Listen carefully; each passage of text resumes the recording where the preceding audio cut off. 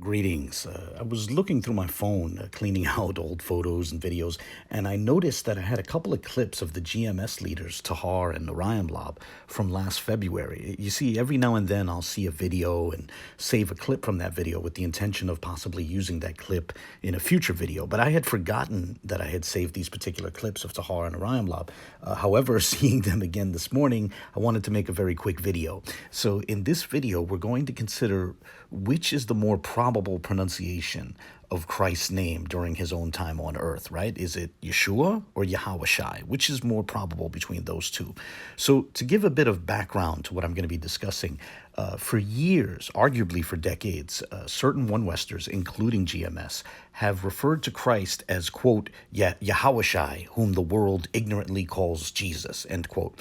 And, year after year, for years on end, GMS has used that line over and over again, whom the world ignorantly calls Jesus, right? So after hearing that said hundreds of times, perhaps even 1,000 times, Vocab started jokingly referring to Jesus as Jesus, whom the one-Westers ignorantly call Yahawashi, right? It was a play on their own line. He just sort of reversed it. Well, with that in the background, fast forward to last February, Tahar was reviewing a discussion that Vocab and I had on the great-grandson of the founder of One West, and Vocab's line briefly came up in passing, right? And Tahar was apparently scandalized by the line as he zeroed in on it, seemingly not realizing that it was a play on that line which his own group has used for, years, perhaps decades. And his reaction was to pretty much put forth a challenge to prove that Christ's name was Yeshua rather than Yahawashi. So to jump right in, here's the relevant clip, and this will run for a little over a minute.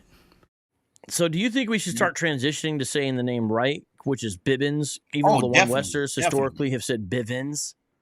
Yeah, if you want. You're the one who says that one-Westers, Jesus Christ, whom the one-Westers ignorantly call Yahawashi. So you could say Edward Meredith Bibbins, whom many one-Westers historically have ignorantly called Abba Bivens. Good one. Ignorantly call him Yahawashi. How do you prove that? Because you guys call him Yeshua.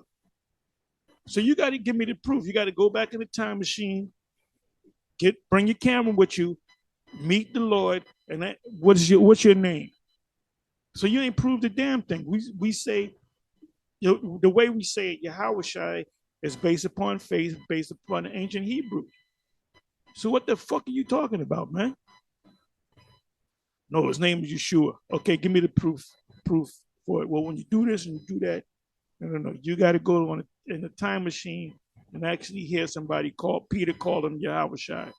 See, I went in the time machine with the camera. See how stupid these guys sound? Later that same day, a Rahlfs also made a video, and in his video, he included an insinuation that this difference somehow has something to do with Ben Yehuda in modern Hebrew. I'll link to the full video in the video description, but here's a couple minutes worth of clips. All right, I'd like to start off by saying Barak Yahweh, Ba'ashem Yahawashi, Ba'ashem Quadash. Welcome to another live lesson. The name of this one is Ahbu, Cut It Out. And pretty much this is based off of the lesson the Elder Apostle Tahar just did with Vocab and them running into the great-grandson of Elder Abba Bivens. And pretty much they part, I believe that was Ahbu that said that they falsely or something like that, falsely called or ignorantly called the name of the Lord Yahawashi or something like that, something along those lines, which they call him, I believe they call him Yeshua or Yeshua or something like that. When you go back to the Ben Yehudi was a modern way of speaking Hebrew based off of the Arabic and so on and so forth, because there was a stigma upon these small heads based off of the Yiddish language, and they had to change that because the Yiddish language goes back to the German, Slavonic, Ladino, and other influences that it had in it, Eastern European languages, and that was an easy way to identify them because it says that the J-O-O-W's, S's, that 95% of them go back to the Khazars, And that was one of the very ways to identify them. So they were trying to get away from that. So this devil Ben Yehudi, and I believe that was in the 1800s, he came up with the so-called revival of the Hebrew language. And then today it's called modern Hebrew. Modern is not ancient. The Lashawan Quadash, that's so-called Paleo Hebrew. Paleo means old, and we believe that through faith. Okay, let me first say that there is a bit of humor in Orion Lob calling Lashawan Quadash ancient right after complaining about modern Israeli Hebrew. I mean, honestly, Lashawan Quadash seems to be even younger than, even more recent than the work of Ben Yehuda, right? Lashawan Quadash itself is modern. It's more modern than whatever was in the writings of Ben Yehuda. And saying things like, we believe it's ancient on faith, isn't much of an argument. Amazingly, later that day, Tahar put out yet another video where he also tried to connect this to Ben Yehuda, as if to imply that the question of how Christ's name is pronounced is being determined by Ben Yehuda, like people only started saying Yeshua after the time of Ben Yehuda, right? So anyway, that's 3 videos, all on February 8th, all on the same day, all in response to a line which was made in passing, a line that was satirizing a line that they've used for years.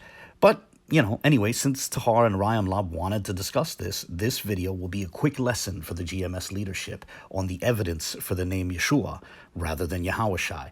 And I'm going to put forth a number of different points, and then I'm going to tie them all together at the end of this video. So let me start by playing a clip from a video I made back in 2019. Now, the point of showing this old clip is to establish that long before the time of Ben Yehuda, people roughly contemporary with Christ were using a form of Hebrew unlike Lashawan Quadash.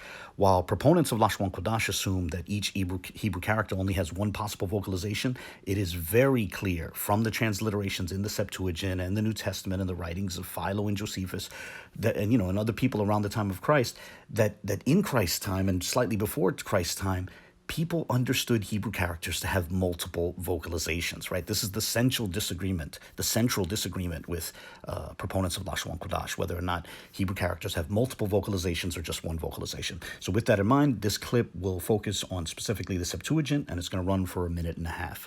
So let me show my Septuaginta. We'll take my Septuagint off the shelf and we'll take a look in here. We're going to take a look at some of the transliterations that appear in this text. So first, let's go to 1 Chronicles chapter 6. You have the name Asir, which is spelled with an aleph. It starts with aleph, and so here it is right here, Asir. It's spelled with an aleph, yet it's transliterated with an alpha. Yet in the same verse, or the verse before, you have Elkanah, also spelled with an aleph, yet it's transliterated with an epsilon. Now, let's go to 2 Samuel, where you have the name Ishtob, also spelled with an aleph, yet transliterated with an iota. Aside from that, let's jump to Genesis 36, where you have the name Omar, right? Omar, spelled with an aleph, transliterated with an omega. And let's jump back to 1 Chronicles chapter 6 again, and you have the name Uriel, spelled with an aleph, but transliterated with an omicron upsilon. Think about the implications of what was just shown. We have 5 different biblical terms, all starting with aleph, yet that initial character is transliterated 5 different ways. And this touches on a central point here. One major premise of Lashawan Quadash is that each Hebrew character has essentially only one possible vocalization.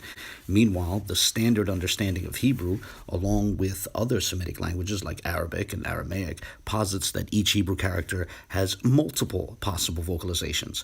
The ancient transliterations that we just looked at provide clear examples of such. We see that in the ancient understanding, the aleph was not simply pronounced ah, rather it could be vocalized alternatively as ah, e, o, u, and we can show a similar spectrum for the other characters.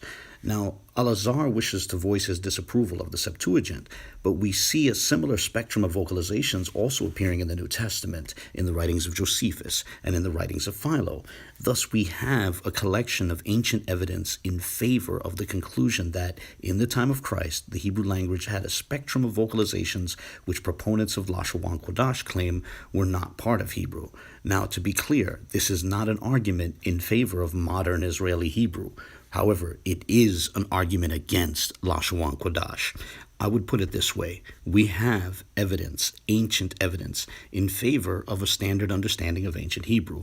Meanwhile, Lashawan Quadash has no evidence in its favor. But okay, so having established that point, I now want to look at the book of Nehemiah, where one finds the name Yeshua. And it's in reference to Joshua, the son of Nun, right? So we're in Nehemiah, the 8th chapter, and we're going to look at the 17th verse. There you find Joshua referred to as Yeshua ben Nun.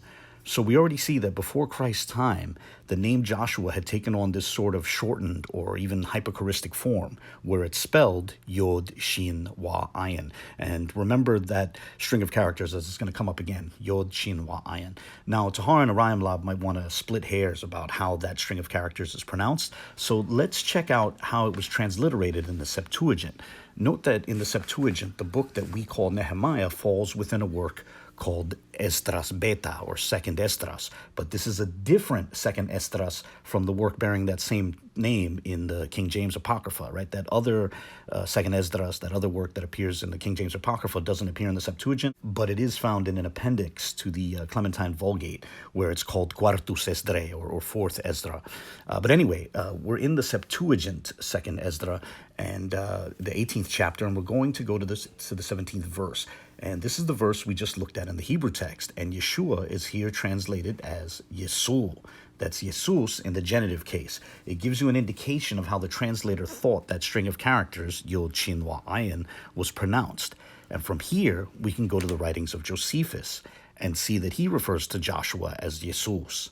And then we can go to the writings of another ancient Jew, that being Philo, and see that he likewise refers to Joshua as Jesus. And we see that these different ancient Jewish sources, from the Septuagint to Josephus to Philo, and I could even include the New Testament, we see that they're all transliterating that shorter or hyperchoristic form of Joshua. So with that, let's make a point about transliteration. If Josephus or Philo or the translators of the Septuagint or the writers of the New Testament, if any of them thought the name Joshua was pronounced Yahawashi, they could have transliterated it into Greek characters like this. But we don't ever find anything remotely close to that in those ancient sources. Instead, what we consistently find is Jesus. And that's an obvious transliteration of Yeshua. And that gives us a pretty clear indication of how the name was pronounced around the time of Christ, immediately before and immediately after. And with that, I'd now like to turn to the Peshitta, the ancient Syrian Aramaic translation of the Bible. Now I'm going to turn to the start of the Gospel of Matthew, and it begins at verse 1, Ketaba dilitute de Yeshu, the book of the origin of Yeshua, or Jesus. And I want to note how the name Yeshua is spelled Yod Shin Wa Ayin. So here's how the Peshitta renders the name of Christ. If the writers of the Peshitta thought his name was actually Yahawashi, they could have written it something like this. And even if, just for the sake of hypothetical argument, we disregard the vocalizations, which I've marked in red, just from looking at the consonants, it's clearly working under the assumption that Christ was referred to by that shorter or hyperchoristic form that we looked at in Nehemiah. So the name for Christ in the Peshitta is spelled with 4 letters, and they correspond exactly to the 4 letters of that shorter form or hyperchoristic form of Joshua that, like I said, we saw in Nehemiah. The first letter is Yod, the second letter is Shin, the third letter is Wa, and the fourth letter is Ayin. It's the exact same spelling. So now, with all of that, let's try to tie everything together and sum this all up. First, Hebrew at the time of Christ clearly had far more vocalizations than Lashawan Quadash insists on. We can clearly see that in multiple ancient sources transliterating Hebrew names and terms, right? Second, before the time of Christ, the name Yehoshua, which is, say, the name for Joshua, took on a shorter or hyperchoristic form, Yeshua. We see this in Nehemiah 8:17. Third, Greek sources roughly contemporary with Christ, such as the Septuagint or Josephus and Philo and even the New Testament, all transliterate his name Jesus. Fourth, The Peshitta uses the exact same consonantal structure as the shorter or hyperchoristic form to refer to the Messiah, to refer to Christ, and that being Yod, Shin, Wa, Ayin. When you put it all together, the ancient evidence is collectively overwhelmingly in favor of Christ's name being along the lines of Yeshua. And there is zero ancient evidence that anyone in his time referred to him as Yahawashi. And that's why GMS leaders are reduced to saying that they believe it on faith. Food for thought. I hope the GMS leaders watch this video and learn something from it. And of course, anyone else is welcome to share any comments, questions, or criticisms. And with that, God bless.